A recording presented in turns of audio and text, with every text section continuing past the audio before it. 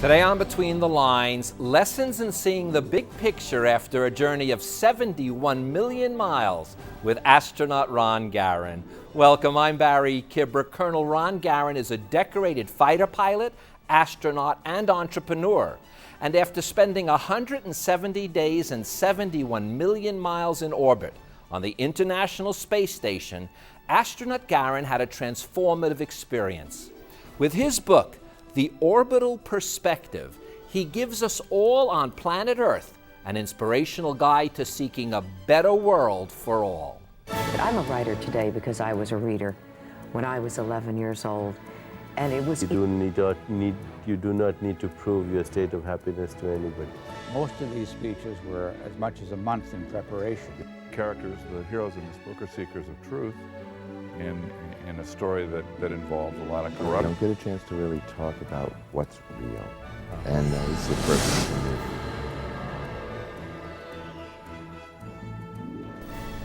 Ron, it is a pleasure having you. You are my first astronaut on Between the Lines, so welcome, sir. Oh, thank you, Barry. It's really a great invitation, and I'm happy to be here. Well, I want to say this book is called The Orbital Perspective, and it is all about a perspective that you literally, maybe epiphany is too large of a word, but maybe it's not in this case, but you had it not only from the fact that you were on the International Space Station, but in particular you called it this windshield wiper move, where I guess they arc you back and forth, and you got to see this Earth in such a way that it literally changed your internal way of thinking about life itself. Yeah, I mean, it wasn't an epiphany in the sense that there was a choir of angels and all that. Right. But I call it an epiphany in slow motion. That's really the only way I can describe it. That having experiences like you just described, which we can talk about, this windshield wiper mover that we called it, and having many different experiences like that over the course of months in that context, really, I think, led to this very large shift in perspective, I think.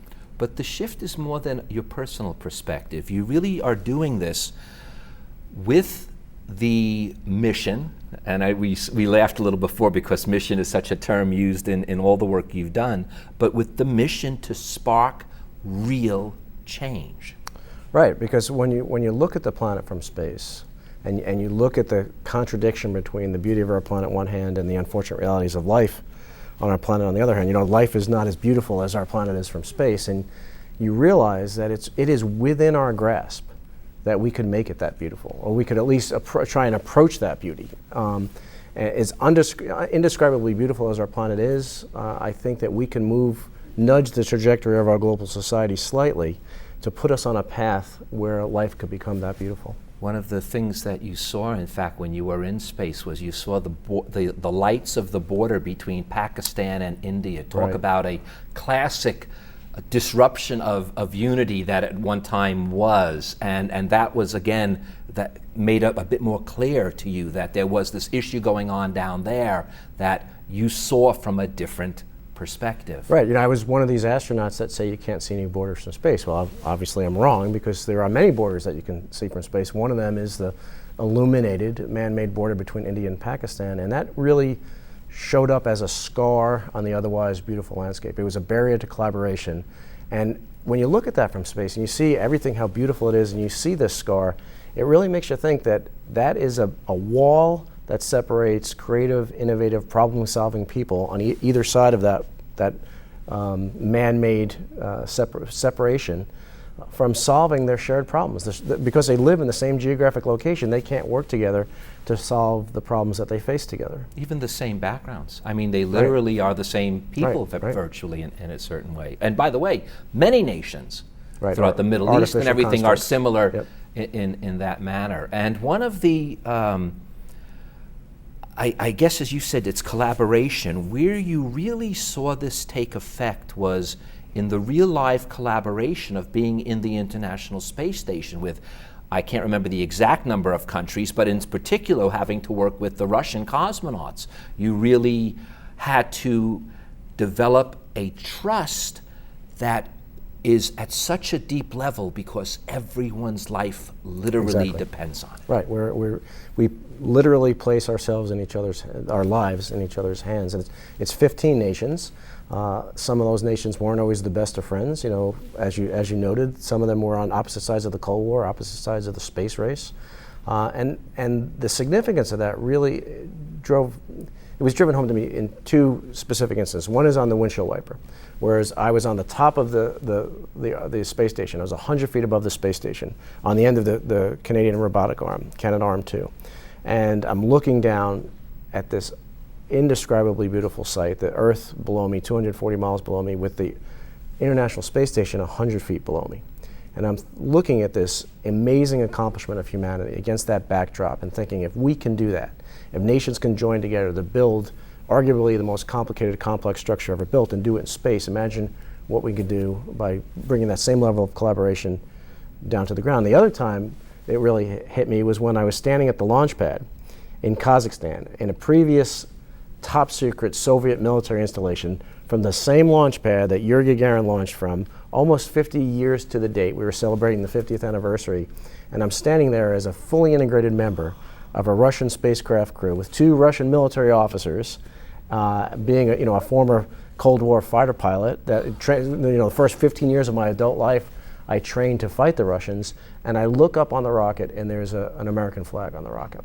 And I'm thinking to myself, what an example of what we can do when we set aside our differences and we work together. But you know, you made such an observation that I think is probably the biggest barrier that we have to deal with, and that is when you realize that when you didn't have to deal with the bureaucrats, whether it was from Mission Control or from any place else, you guys as individuals were able to really move faster, be more efficient, and be more productive. So we have an inherent issue we have to face on Earth because all of us are operating in these large bureaucracies. Right.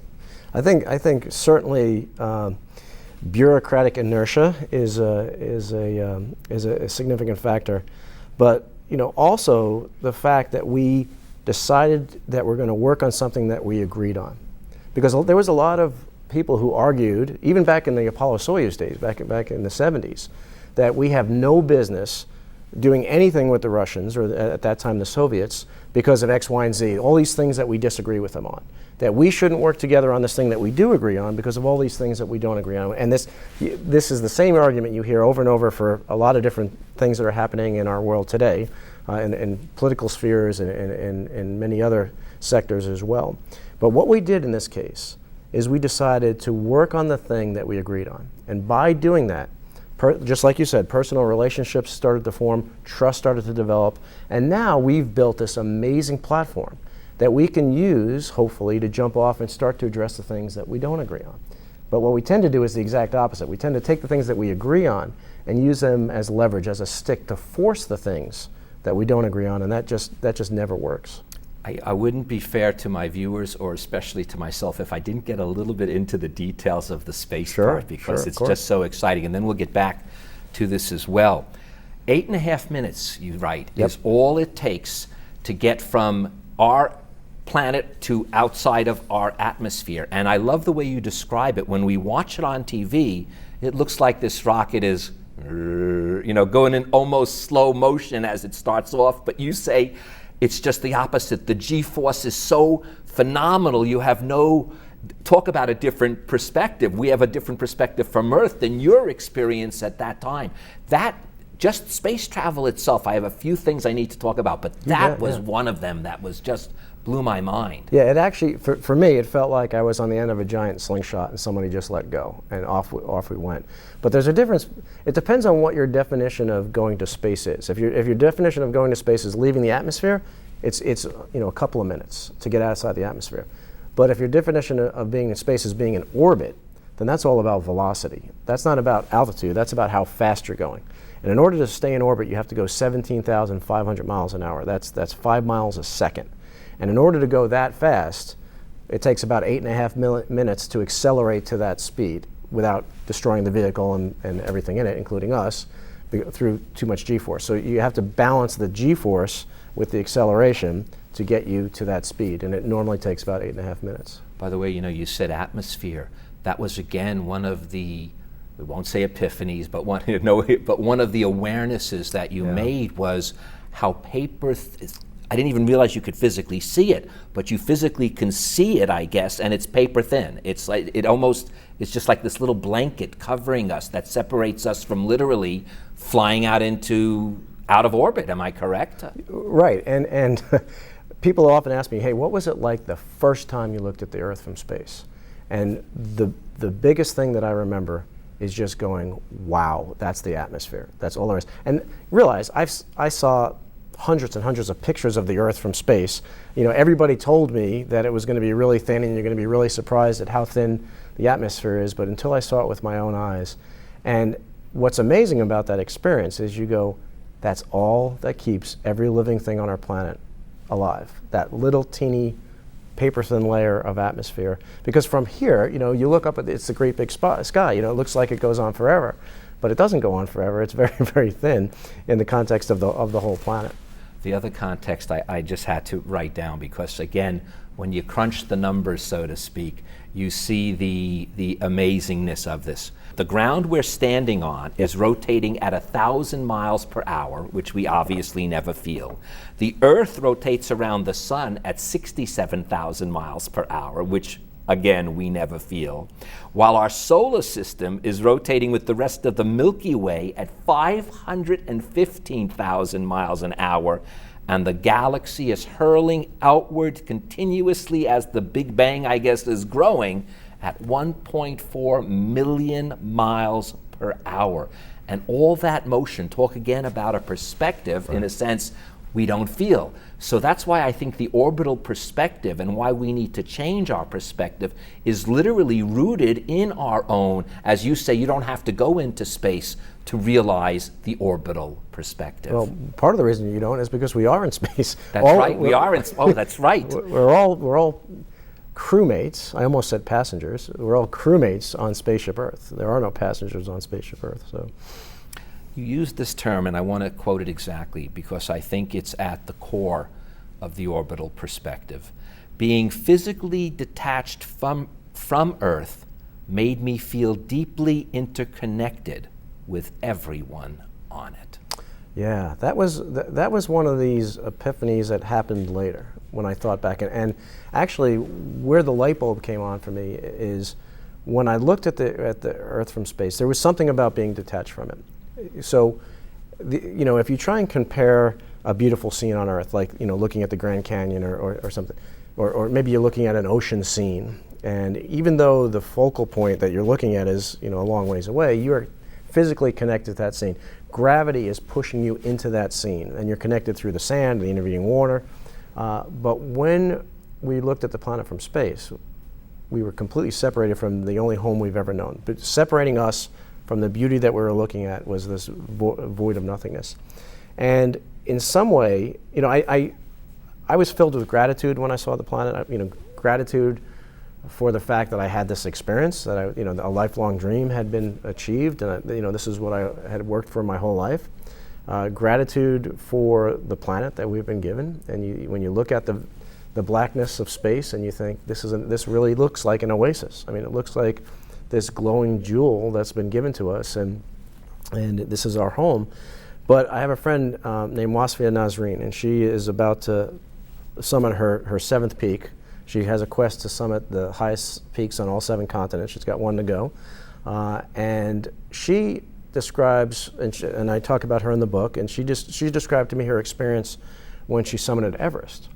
And she said that when she looked out over the mountains below and the horizon out in the distance, that she felt connected with every human being on the planet. And when she told that to me, I said, you know what? That's exactly what I felt the same thing. The way she described that to me was almost as if I was describing my experience of looking at the planet from space. And so we are all brothers and sisters. We are all in this together. We have so much more in common than we realize.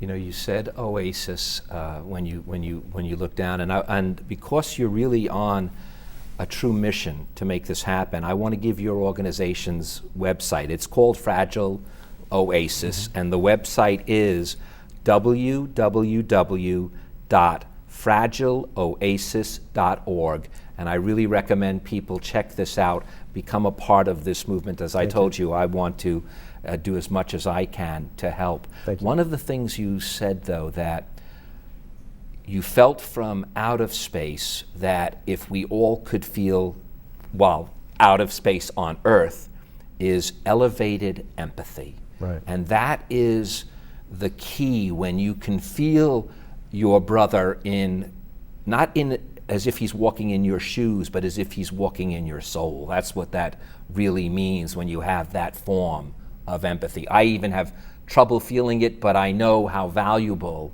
it really is when it comes to something like this. Well, I think one of the ways that manifests itself is if we hear of a natural disaster or some problem on the other side of the planet, and we think, oh, those poor people over there, that's the wrong mindset. We should say, oh, that's us. We're having this problem. It's not those poor people over there. It's how can we help ourselves in this situation? And I think that's a really big part of it. And the other one is we tend to build this framework with which we view the world through. And we live in a very, very complicated world. Our world has suffering and poverty and conflict and terrorism and all these things, but it also has innovation and empathy and creativity and love and charity and generosity and selflessness.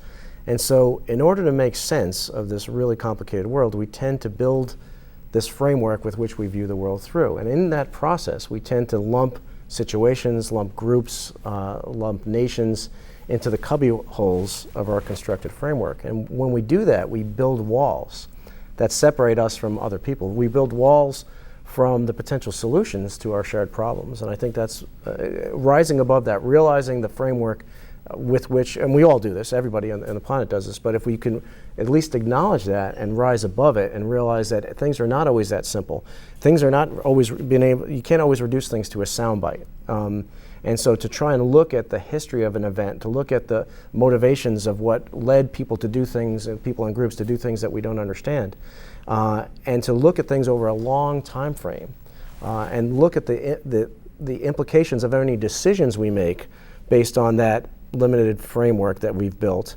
A lot of times it looks really good in the short term, but it looks really bad in the long term when we look at it that way. Well, you give us a hint with these words. We're programmed to focus on the bad and the dangerous. Yeah. The lopsided reporting of news gives us a distorted view. We need to shift our mindset, or as the book says, our perspective, because we're fed information that's not only, in fact, I tell people, what's more dangerous than the bad information we are fed is the fact that we're missing so much of the important information we need to be fed. Right. That's why I tend to think that the orbital perspective is a message of hope. It's a hope that things aren't as bad as things are bad, but they're not as bad as we think they are, and they're not as intractable as we think they are. It is within our power to fix the problems that are facing our planet. We do not have to accept that the way things are the way things have to be. And one of the ways, I think, one of the really empowering things that the perspective teaches us is if we take the notion that we're just trying to nudge the society. We're not trying to solve the problem tomorrow. We're just trying to make a little nudge on the trajectory of our global society. And if we look at things from that perspective, we realize that we are all incredibly powerful in everything that we do, in our day-to-day decisions, to make a tremendous change. And the example that I use is an asteroid. If an asteroid was going to come hit the Earth and wipe out all living things on the Earth and have this massive extinction event, and we knew about it soon enough, we wouldn't have to send Bruce Willis and all his team to blow the asteroid out of the sky. First of all, that wouldn't work. It just created a lot of little asteroids that would pummel the Earth. But if we knew about it far enough out, all it would take is to send a small spacecraft out there, and with the force of a feather, just give it a little bit of nudge. And that little nudge would equate to hundreds or thousands or more miles of mist distance and save everything on the planet. And so when we look at change on a global scale, from that long-term perspective, we are incredibly powerful. And I think that's the main thing that limits people from making a difference, is they want to make a difference, but they don't think they can make a difference because our attention span is too short. I think you also give us two other reasons, and I'm gonna combine them because I think they are.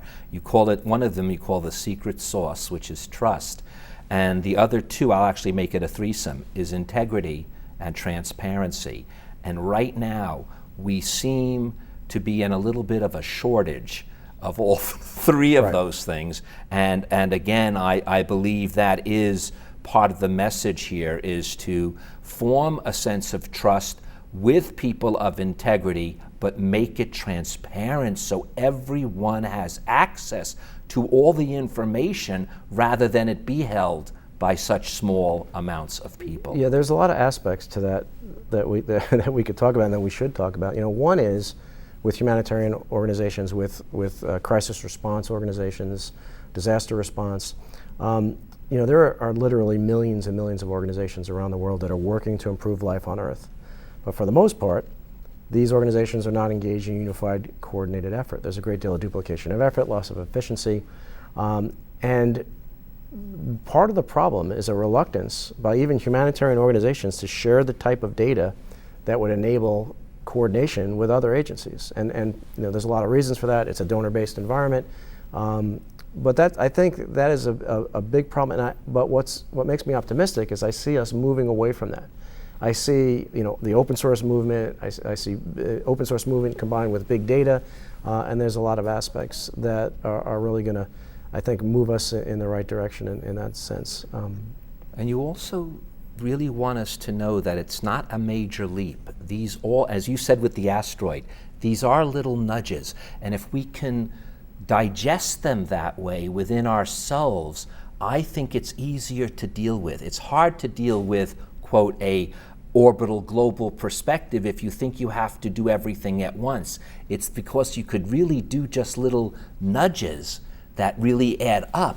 Yeah. That's the message that you really want to send home. Don't become overwhelmed. That's what I think when people seek change, they sometimes become overwhelmed by how much really needs to be changed, and they don't realize it can just be a little nudge here, a little nudge there. Yeah, I think, they say that to really fully understand the solution to a problem, you have to get outside the problem. And I think part of the reason why we have so much stagnation in our political systems and our ability to solve the problems that we face is we are so closed in. We've boxed ourselves in. Our universe ends over the next hill. Our universe ends at the end of our political system, our political party. And I think that really is a very, very self-limiting way to look at the world. And what it does is it says, I refuse to acknowledge any merit whatsoever in the opinion of the other side, because if I acknowledge merit in their position, then they will win and then we will lose. But there's pieces of the puzzle. Everybody has different pieces of the puzzle. We have to learn how to put them together, and we have to put them together as a group effort, because we're long past the days where any single organization or any single nation, for that matter, can affect the type of real change that's going to be required to change the things that we need to change in the time that we need to change them. But here is your key, and it really comes towards the end of the book, and it really is the beginning of the beginning, and this is what you say: all change begins within yourself. Exactly. And that's the real change that has to take place before anything else. We must be able to feel within our cellular structure this change. Yeah, I mean, because what we need to do is we need to see the world through real eyes. I mean, to see the real situation that exists. The real situation that exists is what we are all interconnected. We've always been interconnected. We now have the technology to see that firsthand and make it very obvious. And we're not only interconnected amongst ourselves, we're interconnected with every other thing on the planet. We have one ecosystem. It's called Earth. And what happens on one side of the ecosystem affects the other side of the ecosystem. So you can't make decisions in a vacuum. You can't make stovepipe decisions and think that it's going to make a difference. You have to work in the context of the entire world. Ron, as my first astronaut, I don't want to say goodbye, but our time, believe it or not, is drawing to an end, and I want to end with. I thought we were just getting started. It feels that way. I'm going to have to. I have to expand the show. I have to, because every guest of mine says that, and I feel like we do. But I'm going to end with these words because they're so powerful. My greatest passion. These are your words, and prime focus will be to continue bringing people together to work collaboratively toward solving the problems facing us all. Colonel Astronaut Ron Garan, I thank you for leading the charge and giving us all a taste of the orbital perspective. Well, thank you, Barry. It's been a wonderful conversation, and thank you for the deep dive that you made into the book and really bringing out some key points. And thank you for helping me spread this message of hope. It is my honor, and I thank you, and I thank you guys for joining us. Now, before Astronaut Garan leaves, I'd like to leave you with these few more words from the orbital perspective. Our ability to solve our world's greatest challenges is directly proportional to the extent that each of us, on a person-to-person basis, commits to contributing to progress and follows through on that commitment, no matter how large or how small. I'm Barry Kibrick.